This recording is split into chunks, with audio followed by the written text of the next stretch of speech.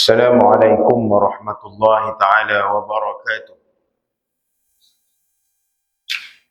بسم الله الرحمن الرحيم. الحمد لله رب العالمين، وبه نستعين، والصلاة والسلام على أشرف الأنبياء والمرسلين سيدنا محمد وعلى آله وصحبه أجمعين. سبحانك لا علم لنا إلا ما علمتنا إنك أنت العليم الحكيم. اللهم فقهنا في الدين وعلمنا تأويل واهدنا صراط المستقيم واجعلنا من عبادك الصالحين ولا حول ولا قوة إلا بالله العلي العظيم. Al-Mukarram al-Muhtaram Ashabul Fadilah, tuan-tuan imam, pegawai syarah, pengusi dan seluruh jawatan kuasa masjid, pimpinan kampung dan masyarakat, tuan-tuan haji, puan-puan hajah, hadirin wal hadirat, muslimin wal muslimat, mudah-mudahan semuanya dirahmati Allah Subhanahu wa taala sekalian. Alhamdulillah, pertama-tamanya marilah sama-sama kita memanjatkan puji syukur kepada Allah Subhanahu wa taala di atas nikmat limpah kurnia Allah Subhanahu wa taala mengizinkan pertemuan kita pada pagi ini dan dapat kita menyambung siri perkongsian ilmu kita. Mudah-mudahan apa yang akan kita kongsi pada pagi ini Allah Subhanahu wa taala kurniakan kebaikan dan manfaat kepada kita bersama insya-Allah. Dalam masa yang sama kita doa dengan Allah taala, mudah-mudahan Allah taala kurniakan kita kesihatan yang baik, jauh daripada penyakit, musibah, bala, wabak, mudarat, jahat manusia, jahat makhluk ghaib. Dan kita doa kalau ada di antara kita yang diuji dengan sebarang penyakit, semoga dikurniakan kesembuhan dan diberikan ganjaran yang baik atas sabar tersebut insya-Allah. Tuan-tuan dan puan-puan yang dirahmati Allah Subhanahu wa taala sekalian, insya-Allah pada pagi ini kita akan sambung lagi kitab kita. Masih lagi dalam bab tiada iri dalam hati.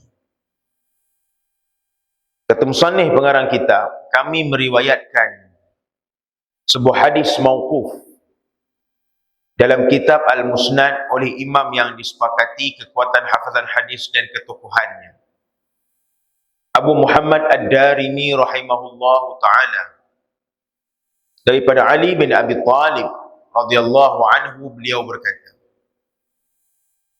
Ya hamalat al-ilm, a'malu bih, fa innamal alim man amila bima aliman wa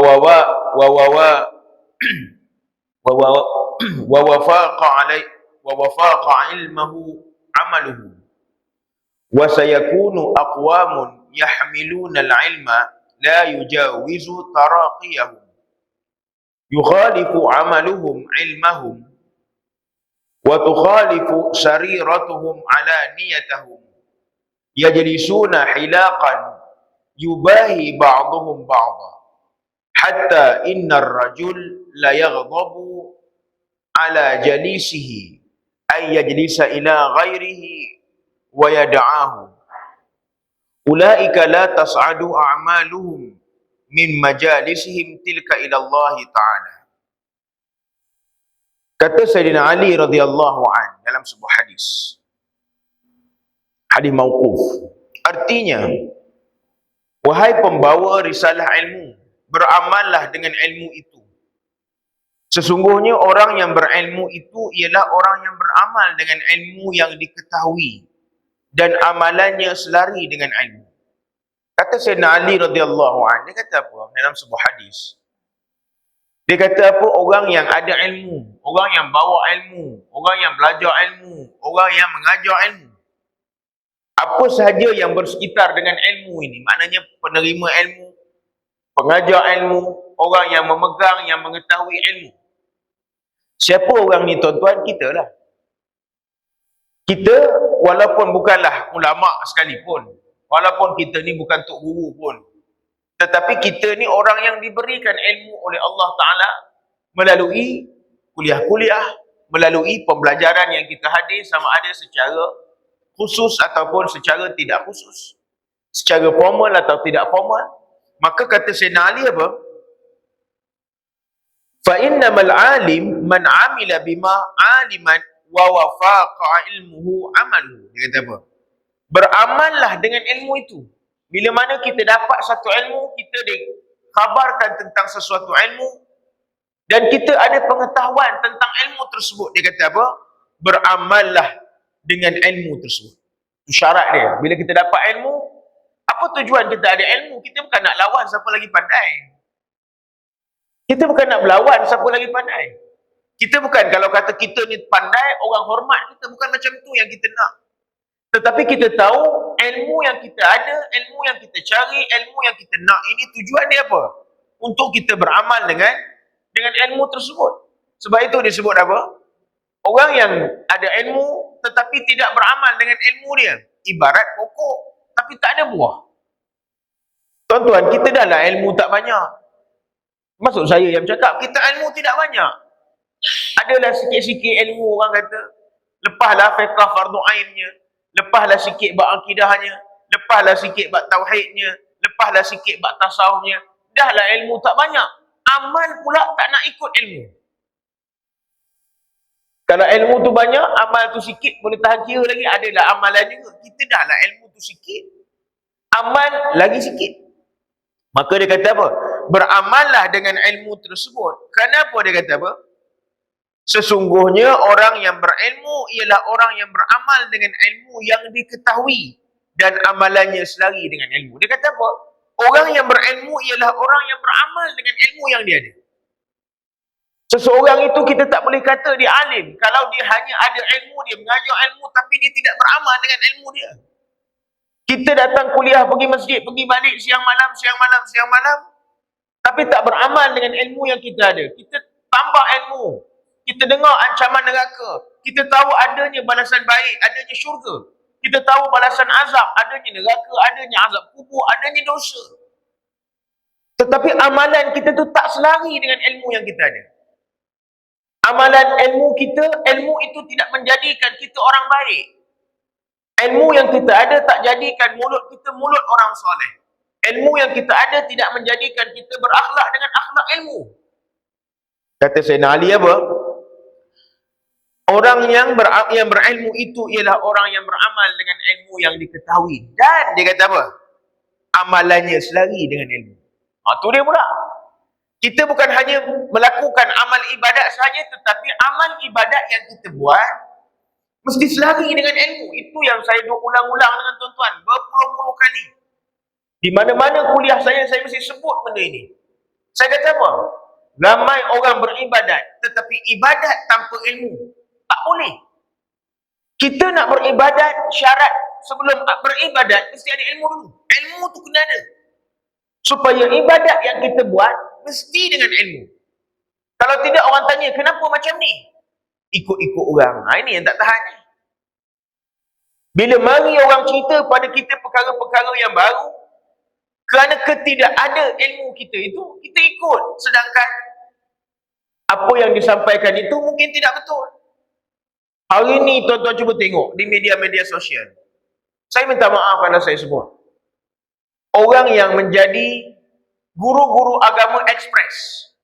Entah daripada mana dia belajar, kita bukan nak condemn orang. Tetapi, kita sebut hari ni, kita tak tahu siapa dia, apa latar belakang ilmu yang dia ada, tiba-tiba dia jadi satu orang tokoh agama, ataupun kita kata dia jadi satu orang guru agama, ustaz, influencer, ni ada pempengaruh.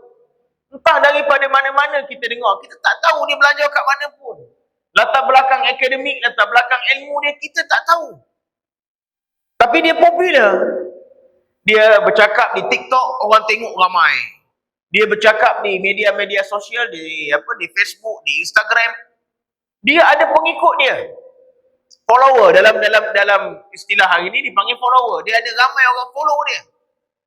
Satu orang ni pempengaruh, dia panggil influencer. Dalam bahasa Inggeris dia panggil influencer. Dalam bahasa Melayu dia panggil pempengaruh. Maknanya dia ni boleh pengaruh orang. Sekali dia bercakap di media sosial, orang tengok, orang view dia, kadang puluh-puluh ribu. Puluh-puluh ribu tuan-tuan. Puluh-puluh ribu. Tetapi kita nak kena tengok. Kita nak ikut dia. Sekurang-kurangnya kita mesti ada asas ilmu. Kalau dia sampaikan sesuatu yang bertentangan dengan ilmu yang kita tahu, yang kita belajar secara formal, dia ni siapa? Dia ni siapa? Inilah yang saya selalu sebut dengan tuan-tuan, masalah yang paling banyak berlaku pada hari ini, orang mengikut ajaran-ajaran yang diselewengkan disebabkan apa?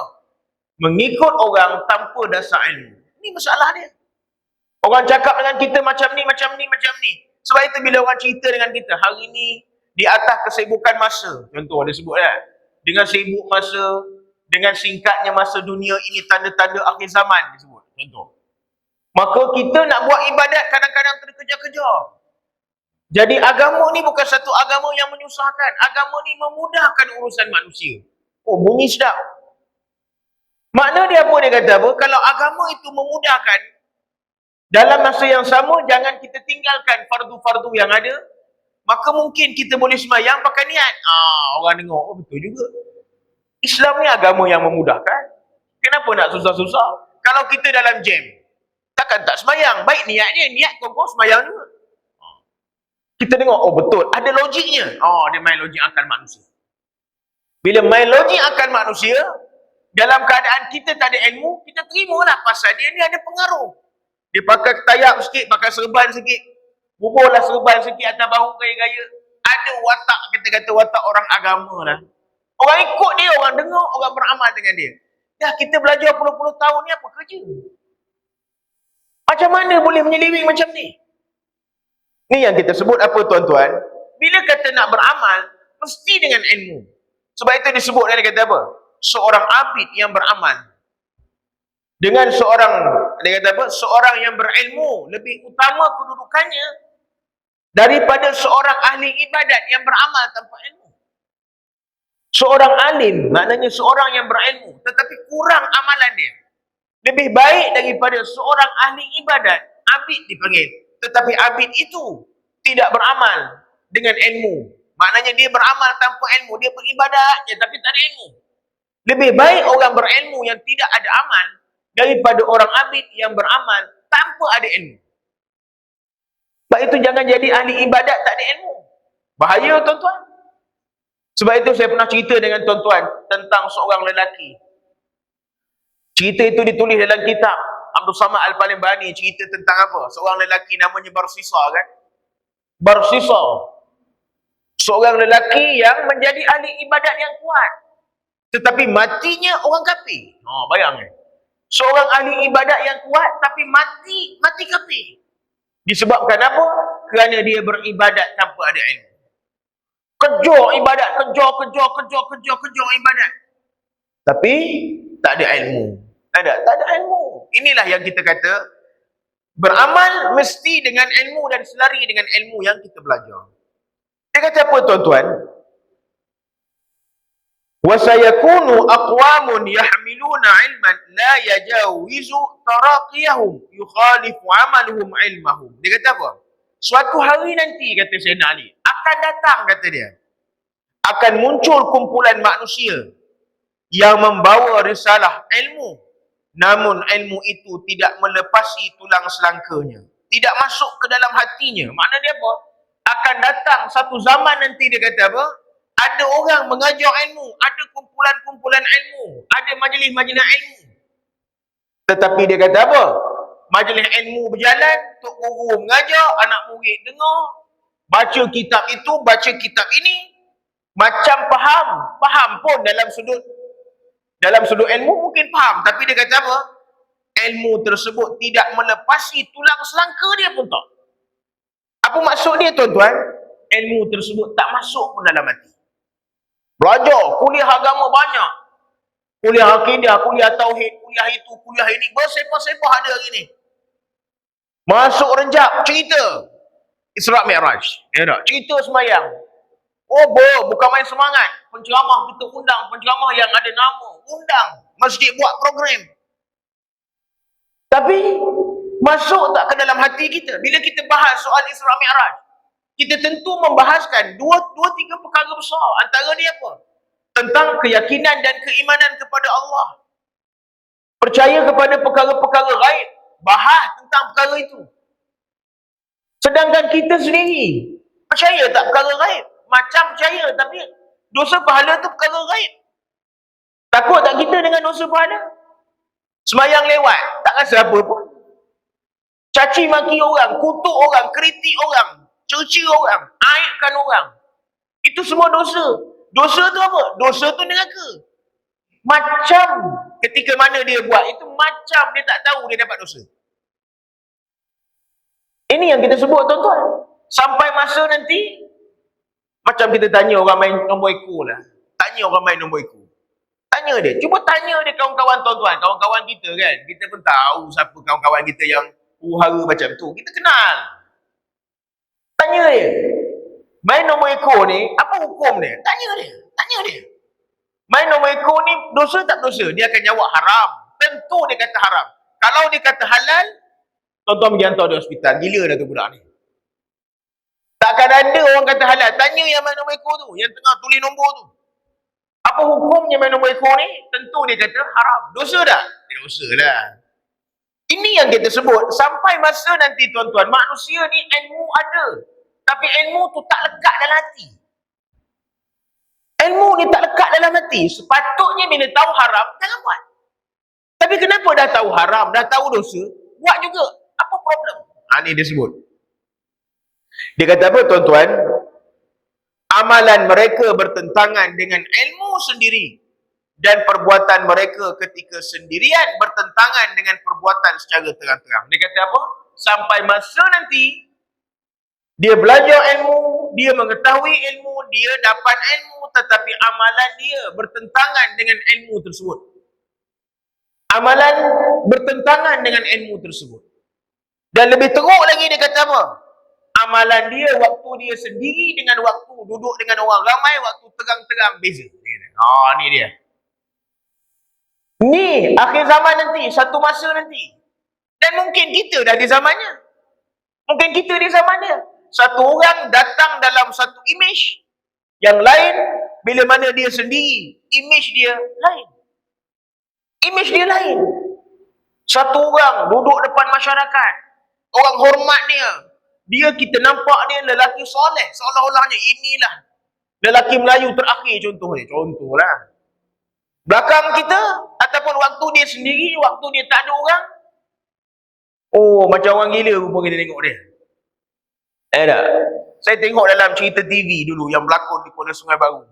Saya tak ingat siapa nama pelakon tu. Tak? Dia buat ajaran sesat, kan? Dia mari satu kampung, dia mengajar di masjid, mengajar di surau. Kemudian dia beri fatwa.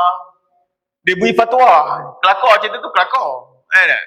Dia mengajar, ajak orang qiyamul lail, lepas tu dia suruh orang main nombor ekor, dia kata ini satu ikhtiar. Boleh, dapat duit tu bagi dia sikit. Dia cerita. Orang kampung mengikut pula tu. Kalau tuan-tuan ingat cerita tu kan, ada satu cerita. Pelakon di Kuala Sungai Baru. Siapa nama pelakon dia? Pelakon dia otai-otai juga.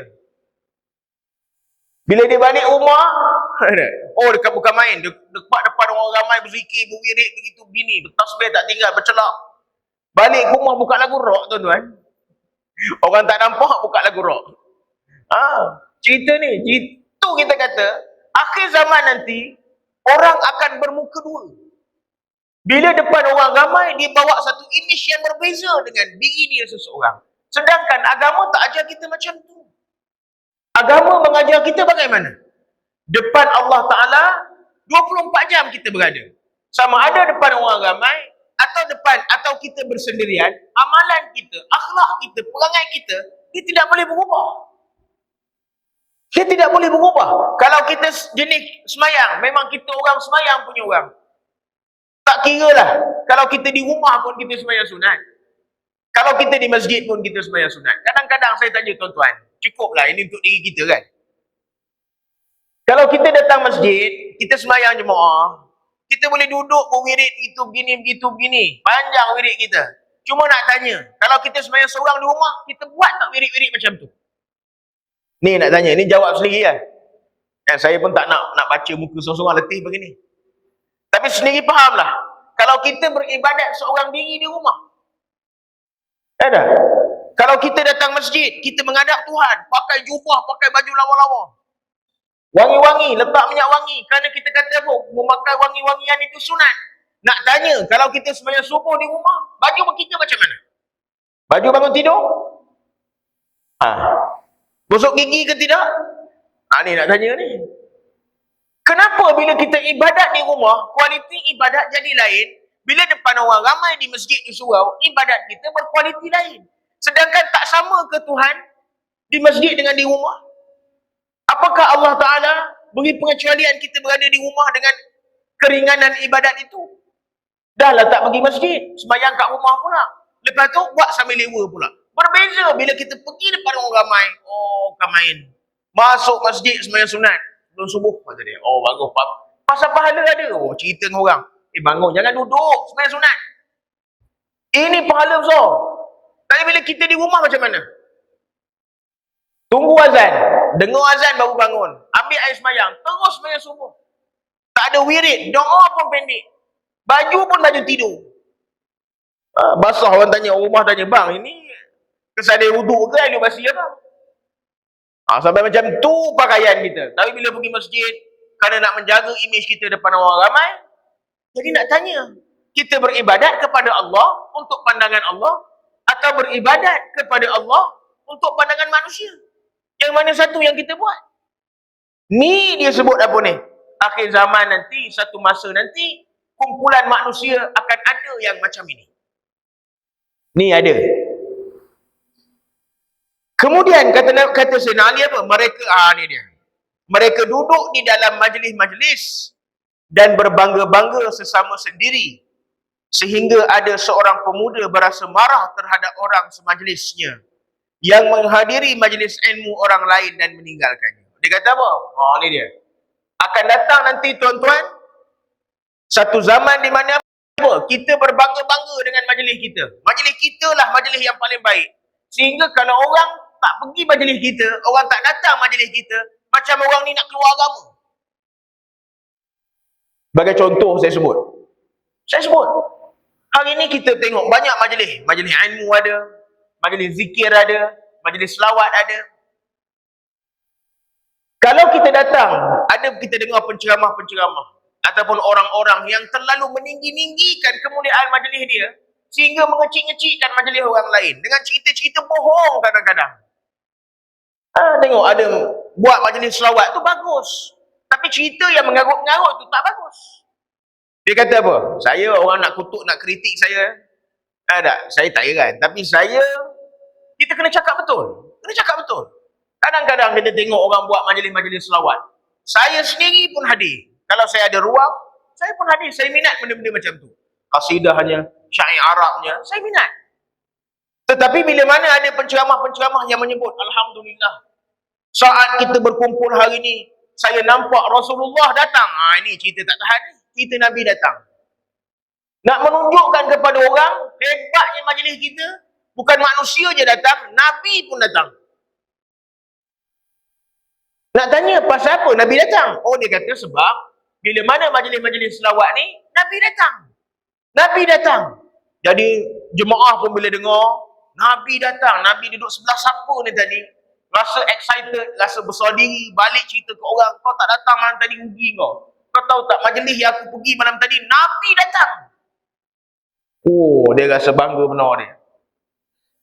Kadang-kadang nak tanya orang-orang macam ni yang suka menggunakan Nabi datang ni. Selalu saya cerita dengan tuan-tuan kan, nak tanyalah.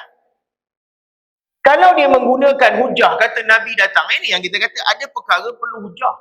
Tapi ada perkara kita boleh jawab dengan logik akal cukup. Sebagai contoh, kalaulah majlis selawat yang dia buat itu menyebabkan Nabi datang, nak tanya. Kalaulah malam tu ada 3 majlis selawat. Ada 3 majlis. Ada 3 majlis ataupun ada 3 tempat buat masjid tuan-tuan. Surau sana buat satu, surau sana buat satu. Ada 3 majlis buat serentak. Nak tanya, Nabi datang yang mana satu? Kalau kata Nabi datang yang kat masjid, apa hal tak datang yang surau? Surau pun rumah Allah juga. Dia itu orang surau, ahli neraka. Apa hebatnya majlis yang buat kat masjid sehingga Nabi datang? Apa kurangnya majlis yang kita buat lagi 2 tempat sehingga Nabi tak datang? Kalau kata Nabi datang yang surau, kenapa Nabi tak datang yang masjid? Tak cantik ke masjid? Orang lebih ramai di masjid? Apa nak jawab? Sebab itu, ni kata Ali, Sayyidina Ali kata apa? Inilah benda dia. Akhir zaman nanti, satu masa nanti, orang akan berbangga-bangga dengan majlis yang dia buat. Dan ini berlaku. Ini berlaku, tuan-tuan. Benar kata Sayyidina Ali. Kita dah mula tengok budaya-budaya menceritakan perkara-perkara mengarut untuk meninggikan majlis ilmu. Seolah-olah majlis ilmu dia majlis yang diredai Allah, majlis lain orang tak redha. Mana boleh macam tu? Jangan. Mereka, dan kata Sayyidina Ali apa? Mereka itulah amalan-amalan dalam majlis tersebut tidak naik sampai kepada Allah Ta'ala. Ni kata Sayyidina Ali, majlis-majlis beginilah yang diagung-agungkan dengan Nabi datang, majlis lain Nabi tak datang, majlis lain Nabi tak redha, majlis dia Nabi redha, sehinggalah dia berbangga-bangga, nasib baik datang malam tadi, kalau tak datanglah rugi kita. Sehingga orang yang tak datang macam jahat. Kau tak datang pasal apa? Benda bukan payah. Oh, macam kita ni sikit lagi nak jadi kafir lah, tak datang majlis di malam tadi. Kata Sayyidina Ali apa? Nak tengok tanda-tanda orang yang amalan dalam majlis itu tidak diangkat oleh Allah. Inilah majlisnya, inilah perangai ahlinya. Ni kata Sayyidina Ali. Jangan buat hal, tuan-tuan. Jangan buat hal macam ni. Raikan. Sebab itu saya selalu sebut dengan tuan-tuan. Dalam agama meraihkan perbezaan pandangan. Sehingga kan dalam amalan kita, dalam ibadat kita, kita terpecah kepada beberapa mazhab. Ada mazhab yang muktabar kita panggil. Mazhab Syafi'i, Hambali, Maliki, ada Hanafi. Kadang-kadang di antara satu mazhab dengan satu mazhab itu, perbezaan daripada amalannya jauh, jurangnya luas. Tetapi kita nak kata apa? Amalan orang ni tak betul. Amalan orang ni betul. Mana boleh macam tu? Jangan kita kata mazhab yang kita pegang ini mazhab yang paling baik. Ada orang tanya saya, dia kata, dalam ada 4 mazhab muktabar, mazhab mana yang paling baik? Jawapan, saya tanya, kalau Tuan Haji cakap apa? Mazhab Syafi'i lah yang paling baik. Kata mazhab lain bawah sikit. Siapa yang ajar macam tu kita? Siapa yang ajar kita macam tu? Kalau kita nak kata mazhab Syafi'i paling baik, mazhab lain kurang baik, tuan-tuan kena tahu, Imam Syafi'i tu tok guru dia siapa? Imam Malik. Takkan tok guru dengan anak murid? Tok guru lebih rendah pada anak murid. Contoh nak sebut. Jangan macam tu. Jangan kata-kata mazhab kita, mazhab terbaik di antara semuanya. Mana boleh macam tu? Cuma, kalau nak sebut, boleh sebut macam ni. Kita kata apa? Kenapa kita memilih mazhab Syafi'i? Kerana demografi kita. Kesesuaian uruf adat orang kita, maka mazhab Syafi'i lah yang paling sesuai untuk orang-orang kita. Itu cerita dia. Jangan kata orang yang pegang Hambali tak bagus, orang yang pegang Hanafi tak bagus. No. Kerana tempat kita, budaya kita, masyarakat kita, kelebihan yang Allah Ta'ala beri pada kita, maka mazhab Syafi'i lah yang paling sesuai untuk dipraktikkan. Walau bagaimanapun, mazhab-mazhab lain boleh diamalkan, tak ada masalah. Ini cara orang baik cakap. Ini tak ada. Kutuk mazhab orang, cerca mazhab lain. Beza pandangan sikit. Ini semua Wahabi. Dia mulalah. Pak Wahabi kat orang ni. Cap orang ni Salafi. Cap orang ni mabuk ketum. Segala macam. Tak boleh macam tu. Dalam mazhab Syafi'i pun tuan-tuan, ada anak murid dalam mazhab Syafi'i yang mengeluarkan hukum berbeza dengan pandangan Imam Syafi'i. Cakap apa? Ghalib, itu biasa. Jadi, jangan kita kata, kitalah yang paling alim. Jangan kita kata, majlis kita yang paling baik. Yang penting apa tuan-tuan? Dengan ilmu yang kita ada, bagaimana amal ibadat yang kita buat. Dalam ucapan sabit daripada Imam Syafi'i rahimahullahu ta'ala, katanya, aku suka apabila manusia mempelajari ilmu ini, iaitu ilmu dan buku beliau, tanpa menisbahkan walau suatu huruf yang ada di dalamnya pun kepadaku. Ni tengok orang baik, orang tawaduk. Dia kata apa? Imam Syafi'i sebut. Ni makna dia apa? Seorang guru, seorang yang belajar ilmu, jangan dia rasa ilmu dia yang paling tinggi, jangan dia rasa halakah ilmu dia yang paling baik. Jangan taksub dengan diri sendiri, dan anak murid jangan taksub dengan guru-guru tertentu. Sehingga kata Imam Syafi'i, tengok Imam Syafi'i ini imam besar tuan-tuan. Dia kata apa? Aku suka, dia kata apa? orang belajar ilmu aku. Aku suka orang baca kitab aku. Dengan apa? Dia kata apa? Walaupun orang ini tidak mengatakan ilmu ini diperolehi daripada aku. Dia suka, dia kata. Aku suka. Orang belajar kitab aku, orang belajar ilmu yang aku kumpulkan, tanpa beri kredit pun pada aku. Okey, tak ada masalah. Beramallah dengan ilmu itu tanpa kata apa. Ini semua jasa baik Imam Syafi'i. Kalau tak puji dia pun, dia suka, dia kata. Kita suka orang puji. Steady lah ustaz. Oh, terangkat-terangkat ustaz tu. Tak kisahlah siapa pun kan. Saya ke siapa pun. Manusia. Orang puji kita. Bahaya tuan-tuan. Orang kadang-kadang pujian itu agak keterlaluan sangat. Saya dah belajar ilmu macam-macam tempat. Saya tak jumpa satu tok guru, satu ustaz yang macam ni punya ilmu. Allahu Akbar. Janganlah mempeleceh ilmu orang lain. Seolah-olah orang lain punya ilmu tak boleh pakai. Ustaz dia seorang je ilmu boleh pakai. Kerana itu perbuatan begini daripada anak-anak murid menghampiri kepada ketaksupan. Taksub. Sehingga itulah nanti guru rasa dia maksum. Guru rasa dia tak pernah buat silap dan sebagainya. Maka berhati-hati dengan perkara ini. Kemudian dia kata apa? Berakhlak baik. Ni adab berikutnya. Berakhlak baik. Seorang guru hendaklah berakhlak dengan segala kelakuan baik yang ditetapkan oleh syarak. Peribadi yang terpuji dan tabiat yang diredai. Sebagaimana yang ditunjukkan syarak. Seperti zuhud terhadap kehidupan dunia. Dan mengambil bahagiannya yang sedikit. Tidak mempedulikan dunia dan pencintanya. Bersifat pemurah, dermawan. Berbudi pekerti mulia. Bermanis muka tanpa melampaui had yang tidak bermoral. Lemah lembut, sabar.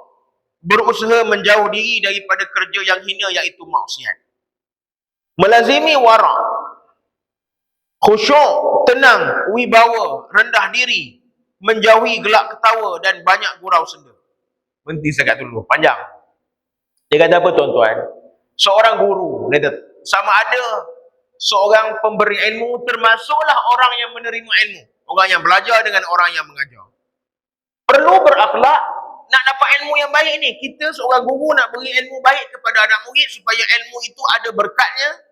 Anak murid pula nak terima ilmu daripada guru supaya ilmu tersebut ada berkatnya. Dia boleh amal. Ilmu itu lekat, bukan kata sangkut kat dalam selangka tadi. Dengan syarat apa dia kata apa? Mesti berakhlak baik, berkelakuan baik sebagaimana yang agama suruh. Agama suruh. Apa dia? Yang pertama dia kata apa? Mestilah zuhud terhadap kehidupan dunia dan mengambil bahagiannya yang sedikit. Maknanya apa tuan-tuan? Zuhud terhadap kehidupan dunia. Bukanlah makna zuhud terhadap kehidupan dunia tu nak pakai baju cantik, tak boleh. Salah tu. Orang pakai kereta mewah, pakai kereta jenama. Apakah orang itu gila dunia? Salah. Zuhud terhadap dunia ni tuan-tuan, dia tidak menyanjung dunia dengan kadar yang keterlaluan. Orang pakai kereta mewah, tidak bermakna orang itu tidak zuhud.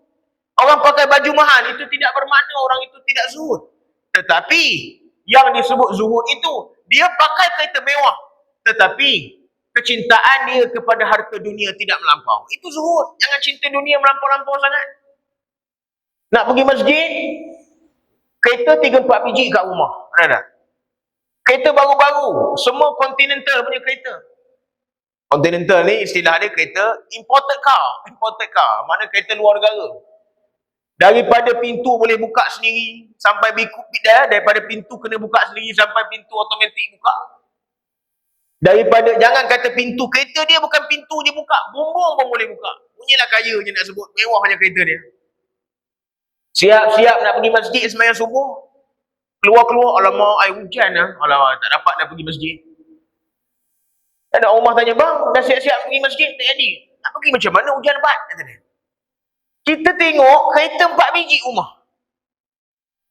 Tak dapat pergi masjid pagi ni sebab hujan lebat. Ini apa ni? Ni apa ni?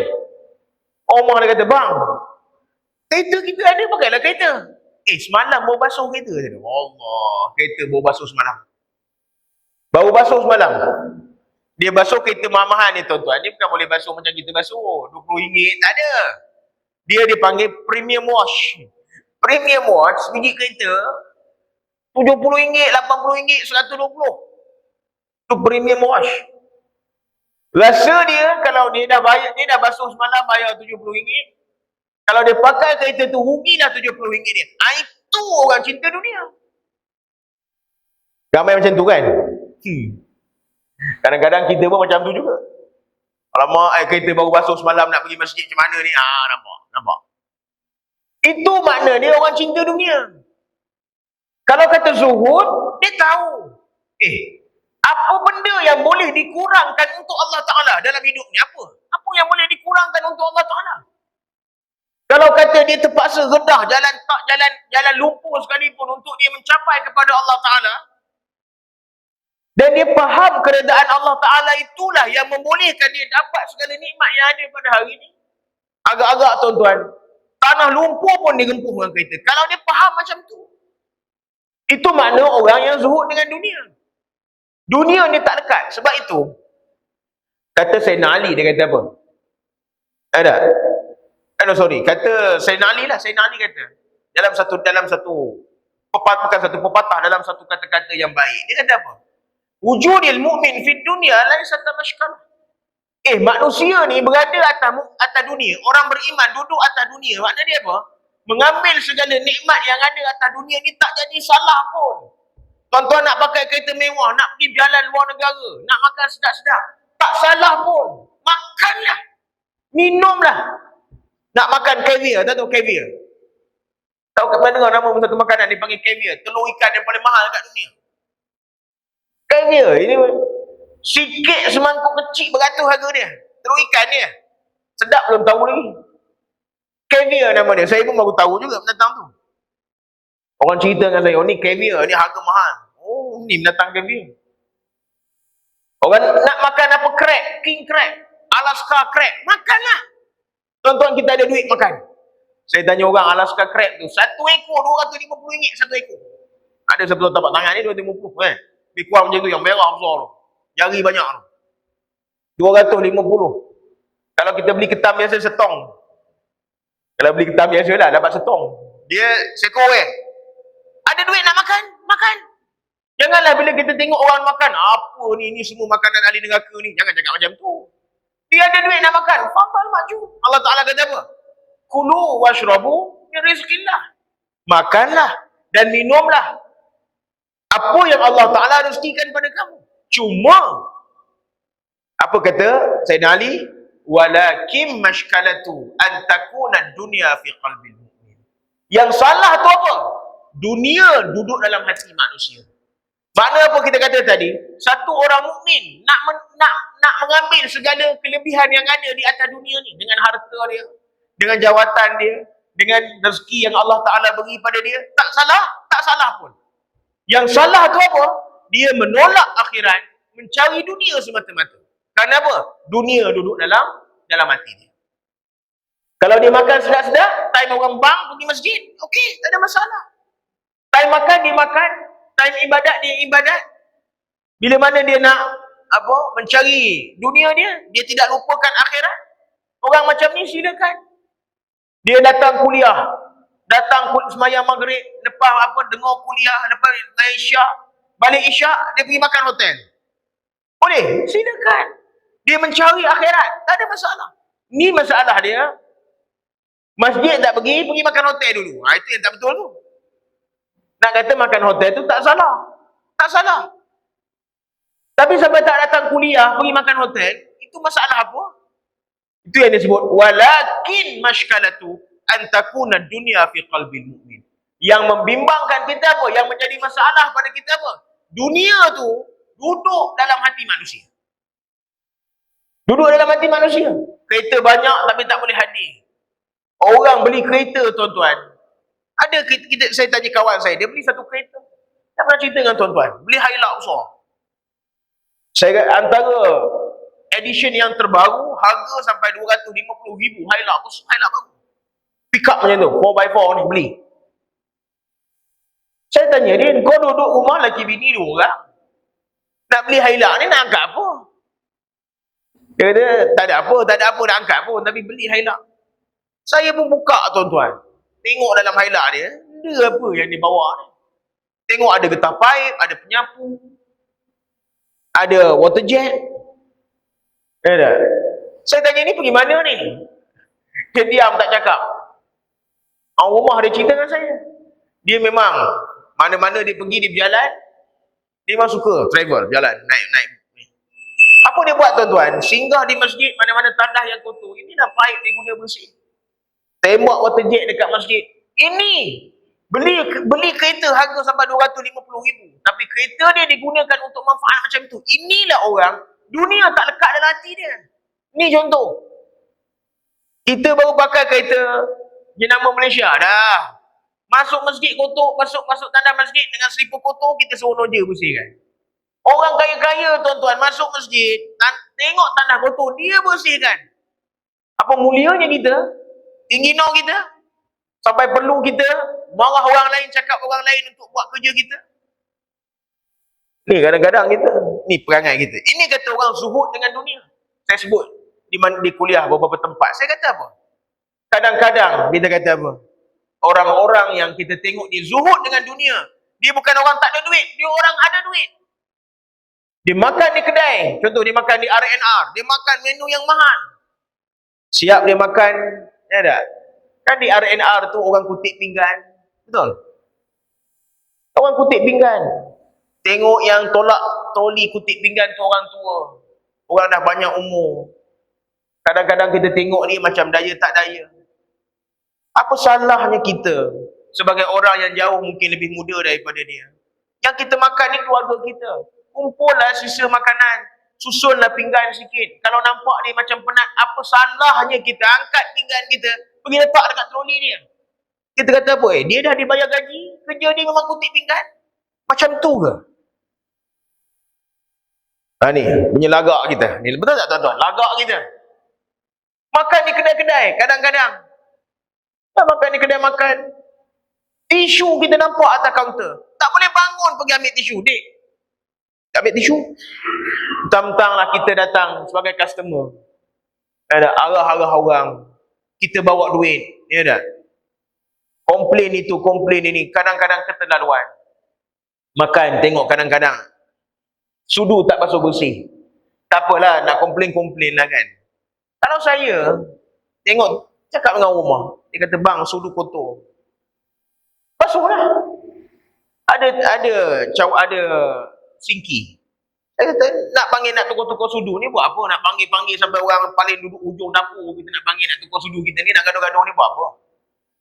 Ambil je sudu, pergi dekat singki, kita basuh. Kalau ada sabun, kita guna sabun kat situ. Kemudian kita boleh makan. Apa nak gaduh-gaduh, nak pening-pening kepala? Apa mulia sangat ke kita sampai tak boleh basuh sikit kat kedai makan? Apa mulianya kita bila pergi tempat orang, kita nak dilayan macam raja? Selalu yang macam ni, yang singki ini tuan-tuan, minta maaf cakap lah. Yang over-over ni, yang mengada-ngada ni, oi, selalunya orang macam ni yang tak berapa sangat nak ada ni. Yang mengada-ngada ni. Tahu tak? Oh, bukan main lagi. Pergi kedai order, yelah kita faham. Nak makan sedap, order. Tapi lagak tu yang tak bagus. Jangan.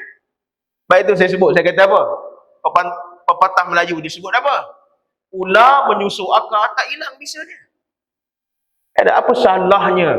Itu yang kata zuhud dengan dunia. Walaupun dia ada duit, tetapi dia tak malu kalau sekiranya dia angkat pinggan, memudahkan kerja manusia. Dia satu orang yang bergelar, ada title, dapat datuk, dapat Tan Sri. Dia masuk masjid, dia tengok ni, selipar tak susun, dia angkat selipar orang ni tolong susun. Keluar masjid, Tan Sri dihilang ke? Kata istana keluar surat, tarik pingat Tan Sri sebab apa? Susun selipar kat masjid. Ada ke macam tu? Ada. Yang selalu tak susun selipar ni, yang selalu yang tak ada pingat ni lah. Yang tak ada pingat macam kita ni, yang selalu buat kerja-kerja macam ni. Susun selipar pun tak boleh. Nak menunjukkan syiar Islam kepada agama lain. Tengok orang datang ibadat. Adab, disiplin macam mana? Oh, kita tak ada. Selipar kita macam-macam rupa.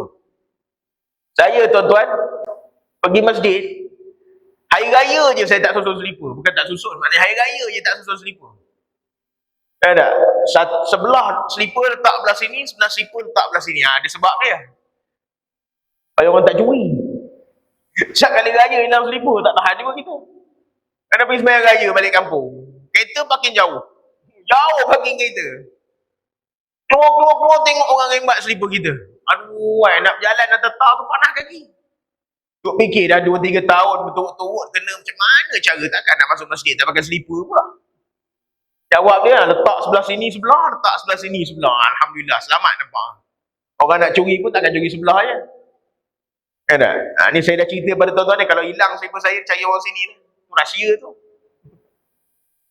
Jadi nak sebut apa tuan-tuan? Janganlah kita sombong sangat dengan apa yang kita ada. Zuhud dengan dunia tidaklah bermakna kita memilih untuk berbaju buruk, berkenderaan buruk dan sebagainya. Tetapi dunia itu tidak lekat dengan hati kita. Kita tidak memandang orang dengan pandangan hina. Dan kita tidak menjadi hina kalau sekiranya kita buat kerja yang lebih rendah daripada apa yang kita buat sekarang. Tak jadi hina pun tuan-tuan. Raikan orang, hormat orang. Itulah ciri-ciri orang-orang yang zuhud kepada dunia. Dengan zuhud itu, ilmu masuk dalam dada dia dan dia beramal dengan ilmu dia. Dia jadi orang yang soleh dengan ilmu dia. Maka tengok balik diri kita. Koreksi diri kita. Pasal apa? Belajar banyak berkitab-kitab belajar. Pasal apa tak jadi baik? Itu tuan-tuan muhasabahlah. Mana silap aku? Makan tak betul ke? Minum yang tak betul ke? Ataupun ada al-kibru, bangga diri dalam hati kita menyebabkan yang baik itu tidak boleh bercampur dalam hati kita. Jadi kita muhasabah. Sementara kita hidup, kita perbetulkan. Mudah-mudahan Allah Subhanahu Wa Taala berikan kebaikan kepada kita bersama insya-Allah. Wallahu alam. Kita berhenti dulu setakat ni tuan-tuan. Mudah-mudahan 3 hadis yang sempat kita kongsi pada pagi ini, Allah Subhanahu Wa Taala beri baik pada kita. Yang baik semuanya daripada Allah. Yang tidak baik itu kelemahan, kejahilan, dhaif dari saya sendiri. Aqulu qawli hadza wa nastaghfirullah al-azim li wa lakum. A'udzu billahi minasyaitonir rajim. Bismillahirrahmanirrahim. Alhamdulillahirabbil alamin wassalatu wassalamu ala asyrafil anbiya'i wal mursalin sayyidina Muhammad wa ala alihi wa sahbihi ajma'in. Allahumma anfa'na bima 'allamtana wa 'allimna ma yanfa'una wa zidna 'ilma. Allahumma ij'al jam'ana jam'an marhuma wa tafarruqana min ba'dihi tafarruqan ma'suma. ولا تجعل فينا ولا معنا ولا ما يتبعنا شقيا ولا محروما ولا مطرودا. اللهم ربنا آتنا في الدنيا حسنة وفي الآخرة حسنة وقنا عذاب النار. اللهم بارك لنا في رجب وشعبان وبلغنا رمضان. صلى الله على سيدنا محمد وعلى آله وصحبه وسلم والحمد لله رب العالمين. تقبل الله منا ومنكم وبالله التوفيق والهداية. Assalamualaikum warahmatullahi taala wabarakatuh.